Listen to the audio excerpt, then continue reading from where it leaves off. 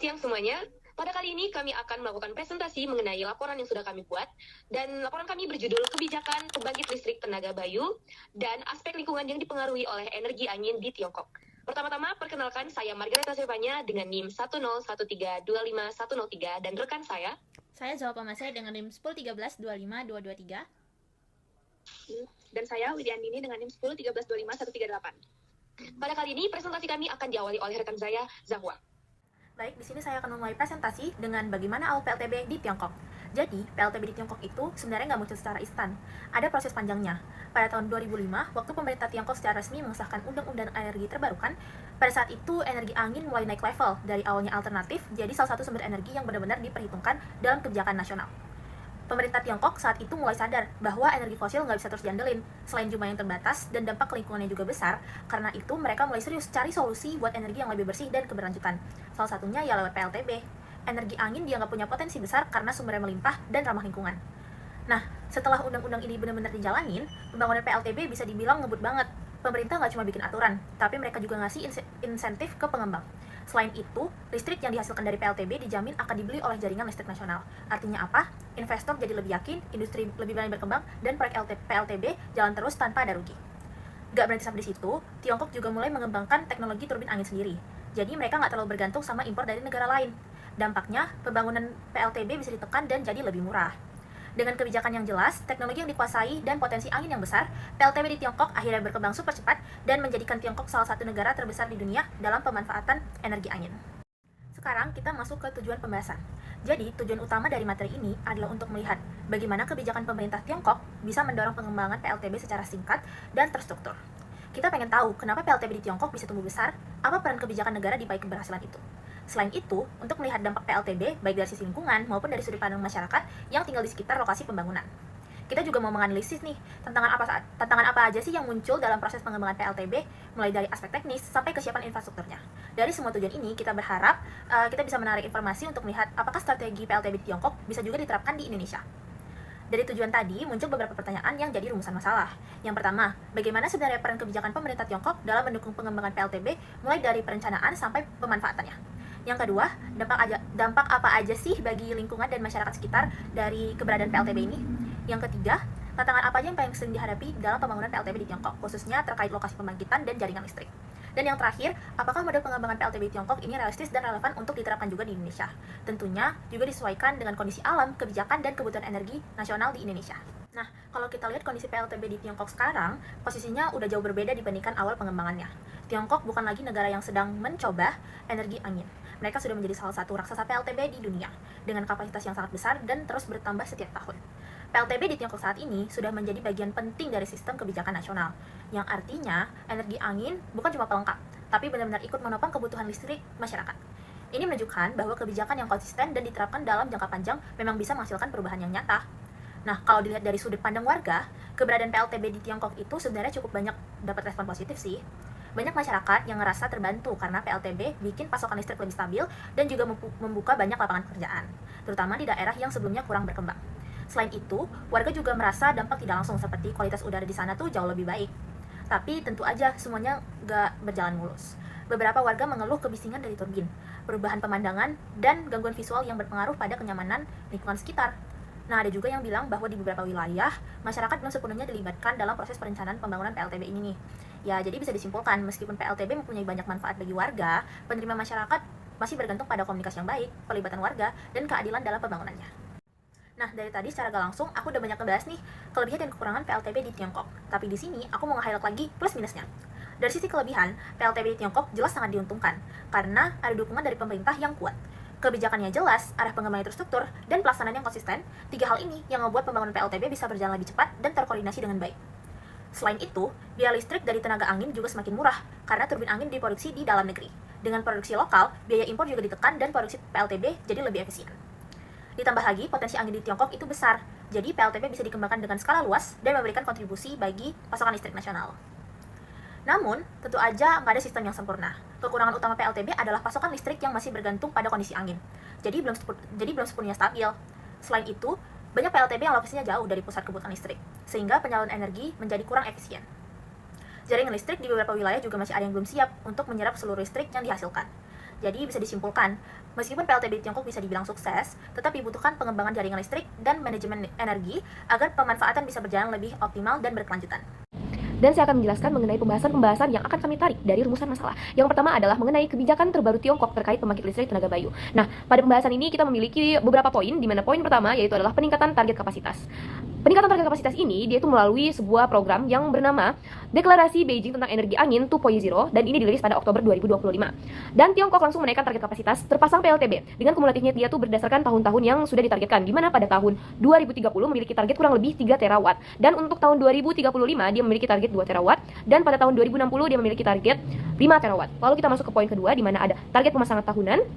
Target pemasangan tahunan ini dia itu dari industri energi angin Tiongkok yang membuat target tambahan. Target tambahan ini dia itu memiliki kapasitas yang sudah ditentukan. Kapasitas yang ditentukan adalah 120 gigawatt pada periode per tahun selama rencana 5 tahun ke-15 dari periode tahun 2026 sampai 2030. Nah, di sini dia itu sudah termasuk kurang lebih 15 gigawatt untuk pas bagian offshore. Lalu angka ini merupakan bentuk penggadaan target tahunan dari sebelumnya yang hanya sebesar 50 gigawatt. Lalu ada poin ketiga yaitu pengembangan proyek dalam skala besar. Nah, Tiongkok akan melakukan percepatan pembangunan proyek energi terbarukan dan ini tuh difokuskan dalam skala besar. Di mana skala besarnya ini memiliki daerah-daerah tertentu seperti gurun dan mempromosikan model angin plus misalnya, angin plus penyimpanan energi dan energi ke hidrogen. Lalu kita masuk ke poin keempat di mana ada mekanisme harga baru. Di mana pemerintah Tiongkok menetapkan mekanisme baru berupa harga pembangunan berkelanjutan terbarukan pada tahun 2025. Lalu di sini proyek yang dibangun dia itu sebelum Juni 2025 bisa menikmati mekanisme bebas lelang yang menarik bagi para investor. Di mana kenapa ini menarik bagi para investor? Karena dengan adanya kebijakan ini, para investor akan mendapatkan keuntungan, dan keuntungan yang dimiliki itu adalah keuntungan dalam jangka panjang, dan tentunya akan sangat menarik bagi investor yang ingin memiliki benefit dari kebijakan tersebut. Lalu, kita masuk ke poin terakhir adalah rencana 5 tahun ke-14 dari periode 2021 sampai 2025. Pada kebijakan ini, Tiongkok itu berhasil melampaui target dari rencana 5 tahun ke-14 lebih cepat. Dapat dilihat dari kebijakan ini, Tiongkok mengalami target yang melesat tinggi karena di mana kapasitas terpasang PLTB dan surya di Tiongkok sampai mencapai 520 gigawatt dan 890 gigawatt pada 2024. Di mana di sini untuk target yang offshore PLTB-nya juga mendapatkan target yang cukup kolektif mencapai 52 gigawatt dan di sini sudah mencapai lebih dari setengahnya sudah terpenuhi. Baik, kita akan masuk ke pembahasan kedua, di mana ini adalah dampak positif dan dampak negatif dari PLTB yang ada di negara Tiongkok. Yang pertama adalah dampak positifnya memiliki 3 poin. Yang pertama adalah pengurangan emisi gas rumah kaca. Nah, dari sini kita mengetahui poin ini menunjukkan bahwa PLTB yang ada di Tiongkok memberikan dampak negatif secara garis besar dapat diartikan ramah lingkungan. Lalu, di sini ada poin kedua, tidak ada konsumsi bahan bakar fosil. Kita juga perlu mengetahui bahwa proses PLTB tidak memerlukan proses pembakaran seperti pembangkit listrik tenaga batu bara, jadi sehingga dia tidak memerlukan konsumsi bahan bakar fosil. Lalu kita masuk ke poin ketiga, itu adalah penghematan sumber daya air. PLTB ini tidak membutuhkan air sebanyak pembangkit listrik tenaga batu bara, sehingga proses ini tidak memerlukan air yang lebih untuk melakukan transfer energi menjadi listrik. Jadi kita perlu ketahui bahwa ini adalah salah satu dampak positif sehingga tidak terjadinya lagi pencemaran air. Lalu kita masuk ke dampak negatif. Dampak negatif ini ada memiliki 5 poin. Yang pertama yaitu penggunaan lahan dan kerusakan habitat. Untuk menggunakan PLTB kita memerlukan lahan yang cukup luas, di mana turbinnya juga besar dan sistemnya pun memerlukan lahan yang luas, sehingga ini juga bisa termasuk dampak buruk sehingga merusak habitat. Habitat yang dimaksud itu adalah mungkin tempat tinggal atau pemukiman warga yang dipindahkan untuk membangun PLTB, atau mungkin hutan yang digundulkan sehingga membuat lahan baru untuk PLTB. Lalu ada juga poin kedua yang ada itu terhadap keanekaragaman hayati, di mana pada poin ini kita mention ada 2 hewan udara yang akan mendapatkan dampak buruk seperti burung dan kelelawar. Di sini juga dibuktikan oleh studi dari Tiongkok yang membuktikan bahwa populasi burung yang ada di daerah sekitar turbin atau PLTB itu mengalami penurunan setelah dipasangkannya PLTB tersebut. Lalu ada poin perubahan iklim mikro lokal, di mana berubahnya kondisi iklim lokal dan regional akibat operasi PLTB. Di sini tuh PLTB akan meningkatkan suhu udara dalam skala kecil dan pada permukaan tanah di daerah sekitar peternakan angin, biasa disebut efek wind farm wake. Lalu di sini ada poin polusi kebisingan dan visual. Tentunya PLTB itu memiliki turbin angin yang akan menghasilkan suara ketika sedang berlangsungnya pembuatan atau proses PLTB tersebut. Jadi dia itu akan menghasilkan kebisingan sehingga akan mengganggu warga atau masyarakat sekitar. Lalu dia juga memiliki polusi visual, di mana ketika turbin berputar dia akan memberikan efek seperti menghalangi sinar matahari dan lain sebagainya. Lalu poin terakhir adalah masalah daur ulang, di mana bilah turbin ini terbuat dari bahan-bahan komposit seperti fiberglass, sehingga dapat kita artikan bahwa bahan tersebut itu sulit untuk didaur ulang sehingga akan menghasilkan sampah lagi, apalagi bahan tersebut sulit untuk didaur ulang. Lalu ini dari kelima poin-poin tersebut menimbulkan perdebatan dan pertimbangan yang cukup besar untuk menggunakan PLTB ini. Kita masuk ke pembahasan yang ketiga mengenai tantangan negara Tiongkok dalam menghadapi PLTB. Di sini dia memiliki beberapa poin. Yang pertama mengenai integrasi jaringan listrik, di mana untuk mengintegrasikan kapasitas energi angin itu sebenarnya sudah ada, tetapi sifat angin itu terputus-putus atau bisa kita katakan intermittent, sehingga dia itu kurang stabil untuk dijadikan sumber daya, dan juga dia itu mempersulit pengelolaan dinamika sistem kelistrikan, dan dia membutuhkan infrastruktur yang adaptif. Lalu poin kedua adalah ketidakpastian dan keandalan pasokan. Di sini PLTB sangat mengandalkan angin, atau di sini dia tuh cukup bergantung kepada cuaca yang dapat kita katakan itu kurang tentu. Lalu kita masuk ke lokasi geografis dan transmisi.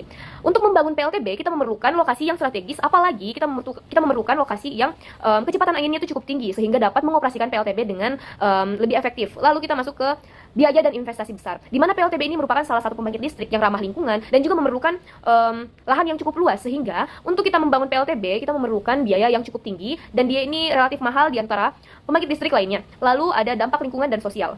Di sini dampak lingkungan yang dimaksud itu adalah seperti dia itu dapat menurunkan spesies burung atau kelelawar yang sedang berada di lingkungan pembangunan dari PLTB atau pengoperasian PLTB. Dan untuk masalah sosial, dengan adanya polusi kebisingan dan polusi visual, masyarakat menjadi khawatir mengenai tempat tinggal mereka dan kenyamanan mereka untuk tinggal di sana, dan tentunya juga memiliki permasalahan untuk perizinan. Kita masuk ke poin terakhir dari pembahasan adalah pengimplementasian teknologi PLTB Tiongkok di Indonesia. Yang pertama kita akan membahas potensi dan keuntungan. Yang pertama, akses teknologi maju, di mana dengan bukti bahwa Tiongkok berhasil mengoperasikan PLTB, maka Indonesia juga bisa menggunakan teknologi tersebut untuk mengakses teknologi yang lebih maju lagi dan menjadi salah satu negara yang akan memiliki salah satu pembangkit listrik dengan teknologi yang lebih maju. Lalu ada skala besar dan kecepatan pengembangan. Kita mengetahui bahwa PLTB itu dibuktikan dari Tiongkok akan menghasilkan energi listrik dengan skala besar dan tentunya akan memengaruhi perkembangannya lagi ke depannya. Lalu ada penurunan biaya. Dengan adanya Tiongkok yang sudah melakukan pengoperasian dari PLTB ini, dia itu dapat menjadi salah satu panutan untuk Indonesia sehingga bisa melakukan atau membangun proyek yang lebih stabil lagi, yang sudah tidak perlu memerlukan simulasi dan lain sebagainya, dan itu akan meminimalisir biaya yang akan digunakan.